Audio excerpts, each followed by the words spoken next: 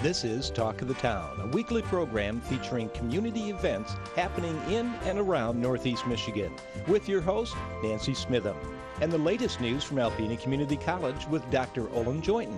And now, today's Talk of the Town. Good morning and welcome to Talk of the Town. I'm Nancy Smitham. My first guest today is Val Williams from Huron Humane Society. Hi, Val. Hello.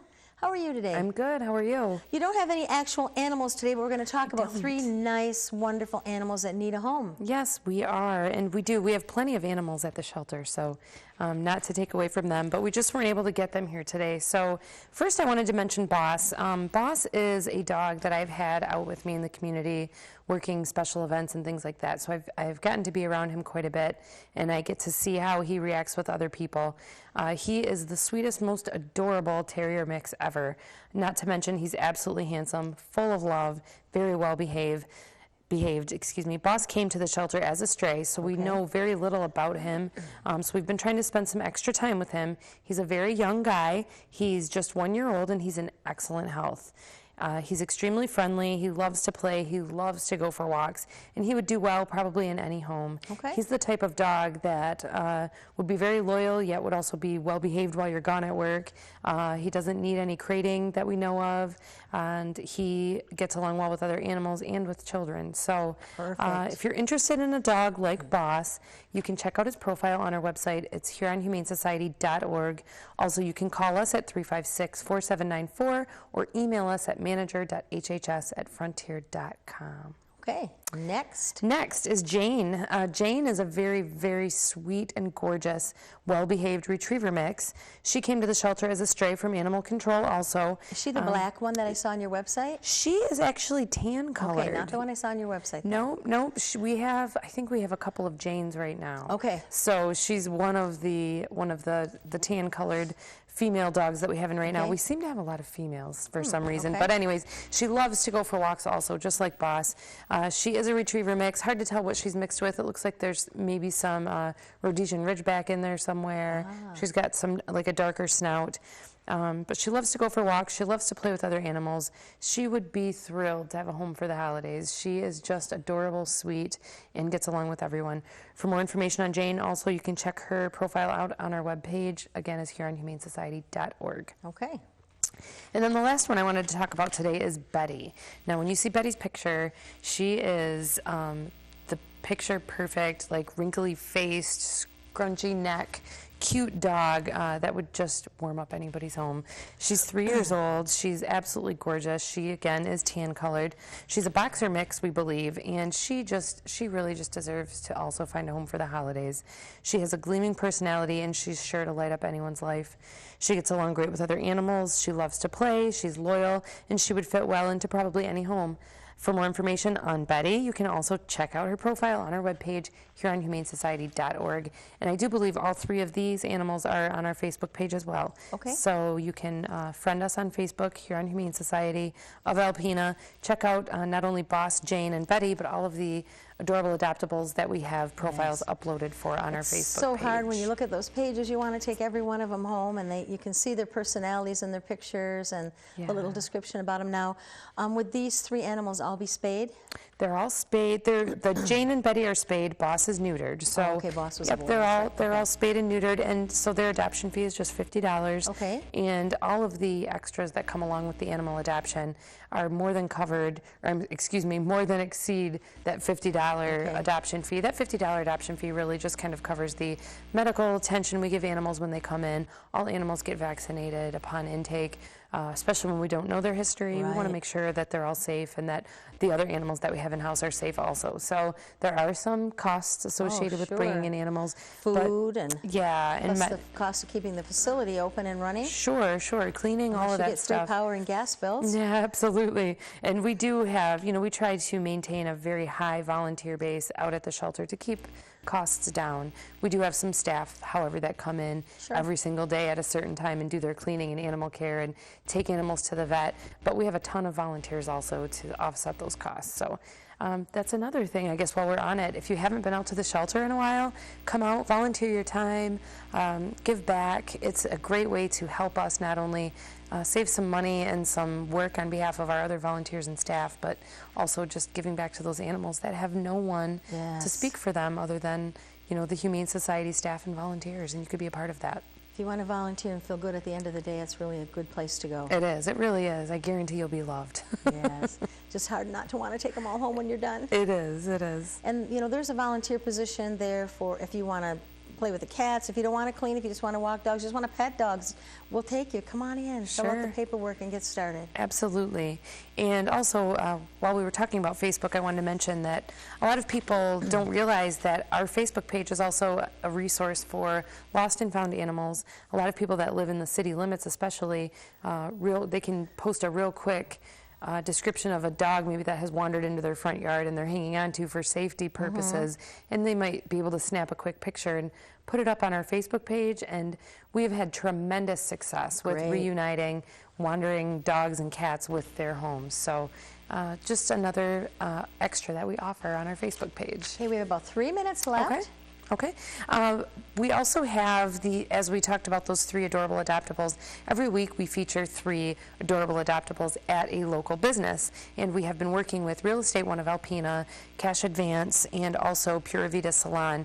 So all 3 of these businesses have stepped up and said, hey, we want to help out. We want to feature an adorable adoptable every Thursday from 10 a.m. until 4 p.m. So if you can't make it out to the shelter for whatever reason, maybe you're driving around town on your lunch hour, stop into either Real Estate One of Alpena, Pura Vida Salon, or Instant Cash Advance of Alpena on a Thursday between 10 and 4 and meet one of our adorable adoptables there. Yes, it's a great opportunity to see them in a social setting. And it is.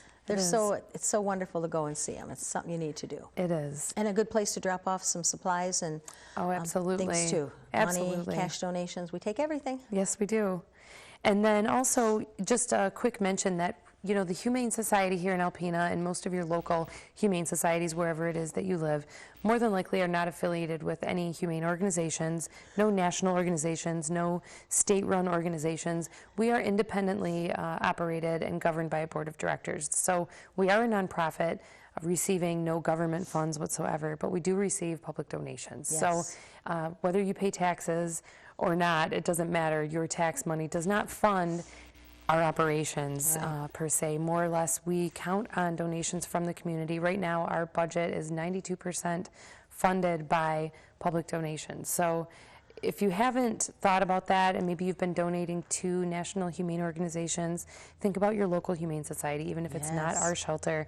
Just think about the one that's in your community, taking care of the homeless animals roaming your streets, and think about them before you give to those larger organizations, because we are the ones that actually need the money. We operate the shelters. We need the community to support us. So just wanted to ask people to do that. Good point, and there's drop boxes all over town for dropping off paper towels and fabric softener sheets and laundry detergent and bleach and cat food and dog food and kitty litter, all those things that you can imagine you'd use at home for your animals. Absolutely. We have drop boxes at Neiman's. I know Tractor Supply has donated to us in the past. If you have a bag of dog food that's opened up or for whatever reason you can't use, bring it into those locations.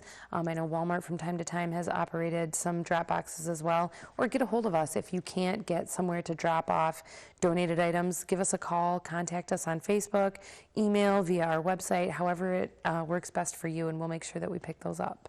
Okay. Thank you so much for being here. I look forward to talking to you again next month. Thank you. Welcome back. My last guest today is J.R. Rodriguez from Thunder Bay Theater. Hi, J.R. Hiya, Nancy. How are you? I'm doing wonderful. How are you? Goody gumdrops. You have, I love that. You have, you're basking in the glow of your rave reviews from Man of La Mancha. Yeah, we had a great show. It was a great time. It's very emotional for David Usher and I, because when David and I met 3 years ago, it was something in the back of both of our heads. So it was very emotional for us. And the crowd reaction was fantastic. You know, I told him about my mentor, Lou Criscola, and how he was in the show. And, you know, having people come through, I think the best compliment that I could have received, and I received it from a number of folks, is your mentor would be proud of you. Oh, yeah. You know, and so that was very sweet. It was very kind. And now you're doing Rent, and as you said, it's not a cookie-cutter musical. No, by no stretch of the imagination. You know, there are certain shows, you know, the Old Chestnuts that are wonderful shows. And certainly are in the pantheon of the American musical. Rent is not like that. Rent is one of the big 5 American musicals. However, it's not standard. Okay, boy falls in love with girl falls in love with boy, there's a fight, and then they live happily ever after. And that's just not what Rent is. Rent is about you and me. Rent is about human beings. When Jonathan Larson wrote this show, it took 8 years to get the show ready for the stage. And he lived out in the East Village in New York City. And a friend of his actually came up with the concept of writing a modern-day version of La Boheme, Puccini's La Boheme.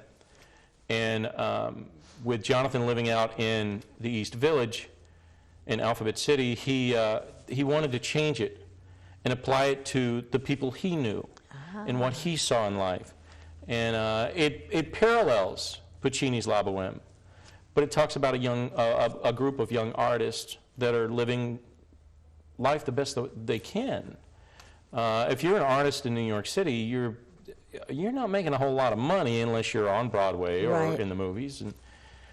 And so Jonathan puts this thing together. It took about 8 years. And 2 days before it opened off Broadway, Jonathan Larson died of an aortic dissection.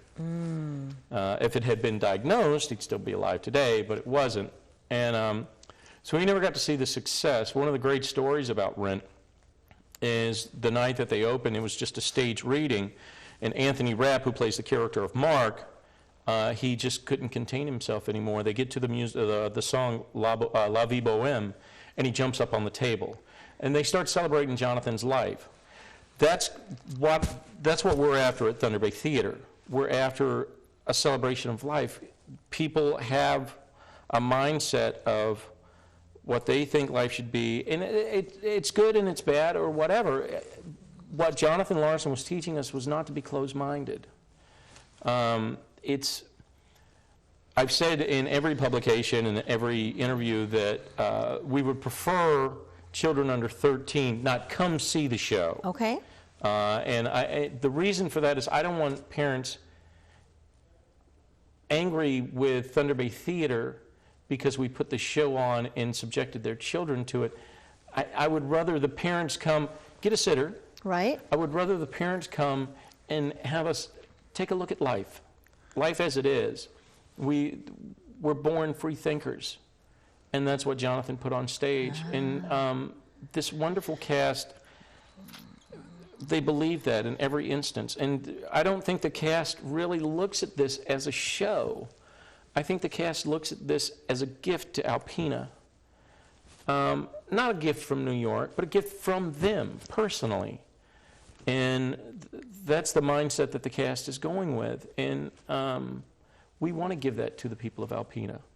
It's a precious gift. You know, we've had Cats, and it was fantastic, and Legally Blonde, and Man of La Mancha, and Charlie Brown. This Rent's a little bit different. Rent's an event. You know, Rent's an event.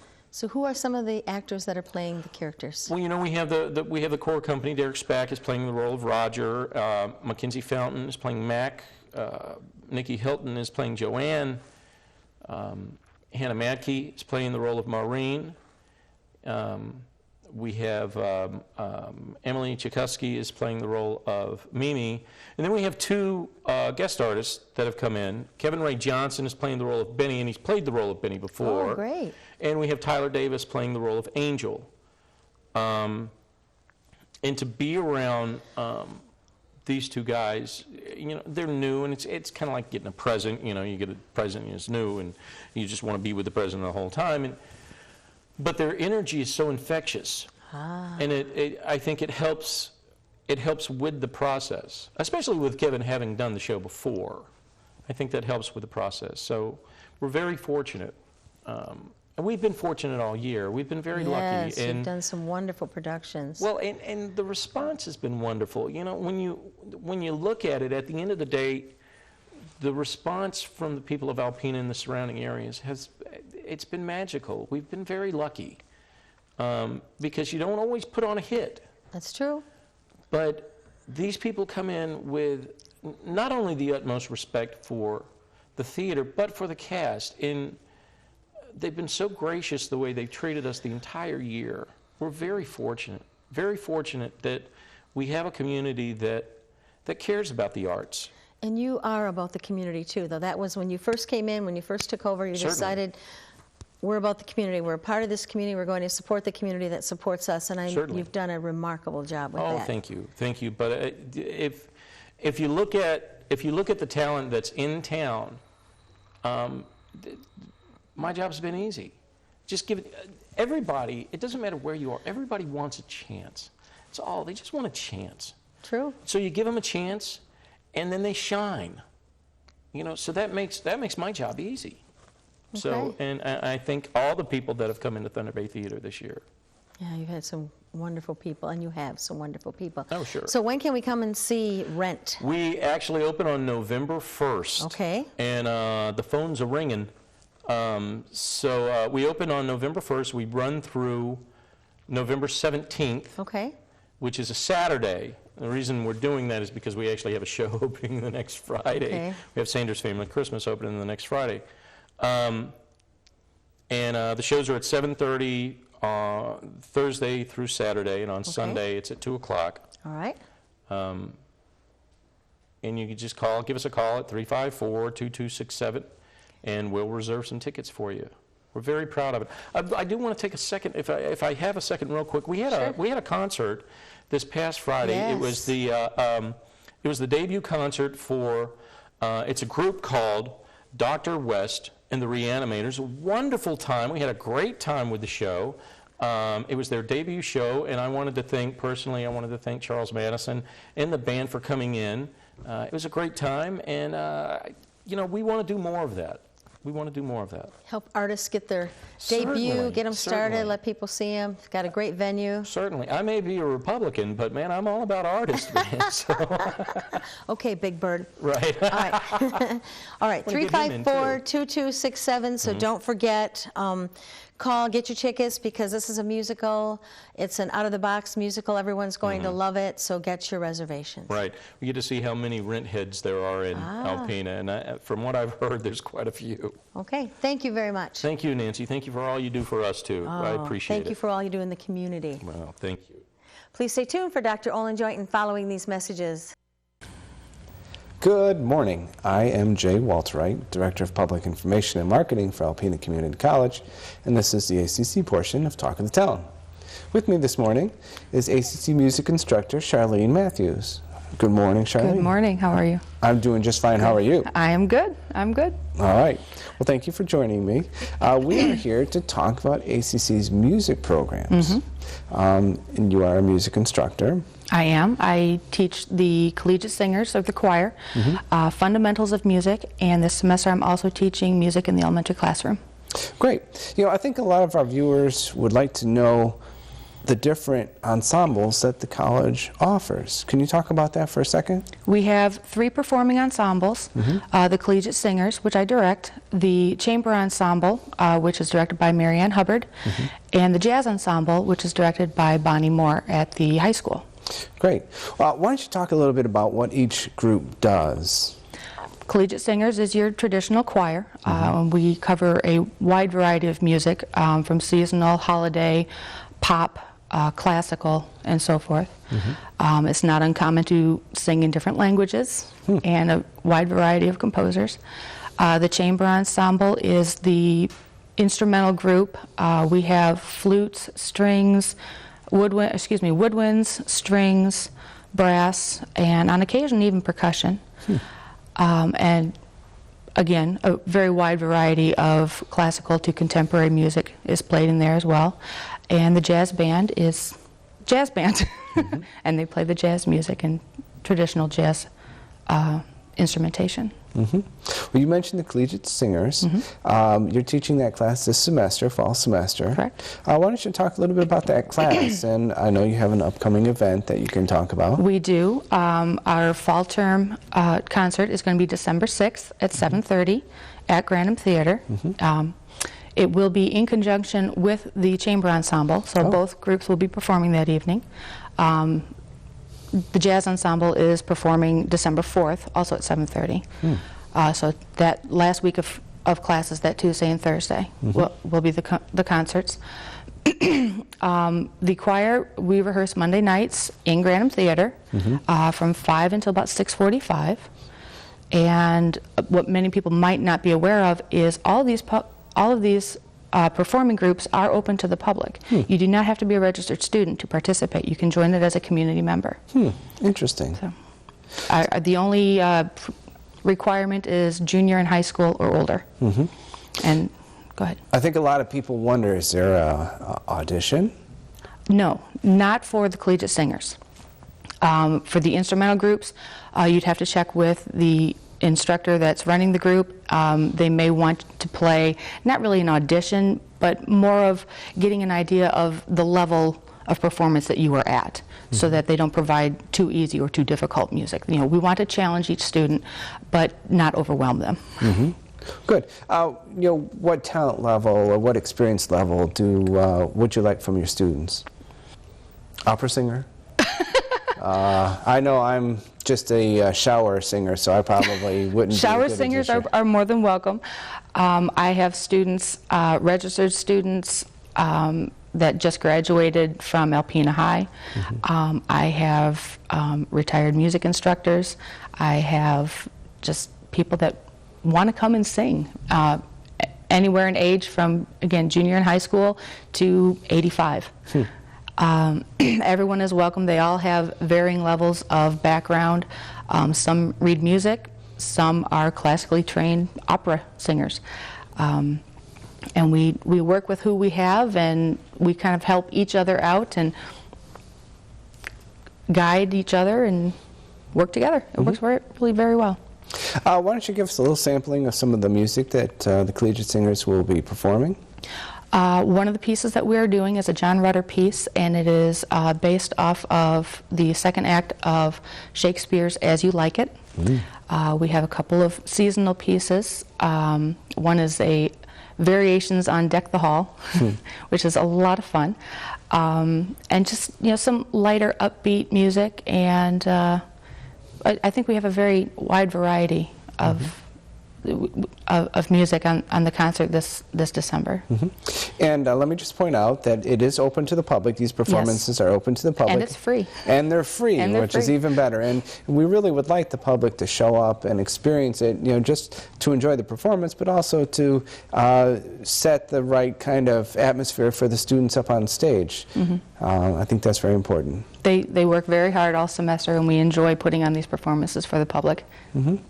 Another class that you mentioned was for Fundamentals of Music. That's right. And I've always wondered about that class. Why don't you tell our viewers what that class is all about? It's essentially a basic theory class, or an intro to theory class. Learn to read notes, rests, chords, key signatures, time signatures, and how they all work together in order to create music. So the students that I've had in the class so far are students that, you know, maybe they were in high school band and they've been out for a couple of semesters and they want to kind of refresh their memory.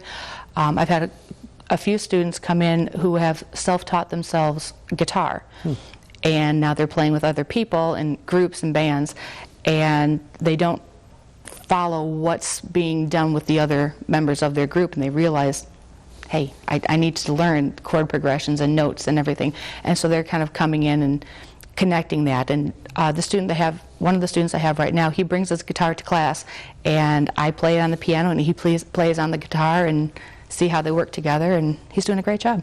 That sounds really interesting. I've always wondered how things were put together, and you know, I know that there's logic behind music, but it's actually a very precise science, really. So to learn those intricacies. Thank you. Intricacies. It takes a little bit of time, but it's just practice. Is there a little bit of music history in there as well?